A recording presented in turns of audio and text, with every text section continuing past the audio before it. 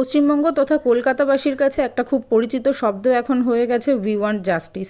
এই মিছিলটা হরিমতি দেবী উচ্চ বালিকা বিদ্যালয়ের প্রাক্তনীরা, আর শুধু প্রাক্তনী স্টুডেন্ট নয়, প্রাক্তনী টিচাররাও এখানে অংশগ্রহণ করেছিলেন। দিনটা ছিল 25শে অগস্ট রবিবার, আর এই দিন প্রায় 350 থেকে 400 ফিমেলসরা একসাথে মিছিলে পা মিলিয়েছিলেন শুধুমাত্র একটাই দাবিতে, সেটা হলো তাদের জাস্টিস চাই।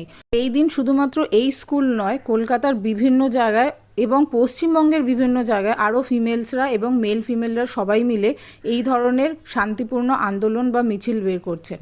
কারণ কি জানেন তো, এনারা প্রত্যেকেই চান নিরাপত্তা, সুরক্ষা, সমাজে স্বাধীনভাবে বাঁচা। থেকে যেটা বড় কথা, আরজি করে একজন কর্মরত ডক্টরের সাথে এত নৃশংস যে ঘটনাটা ঘটেছে, তার দোষীদেরকে যথাযোগ্য শাস্তি দেওয়া। এই সাধারণ মানুষের একতা, জাগরণ এবং নারী স্বাধীনতার এই আন্দোলন থেকে যাক টাইমলাইন।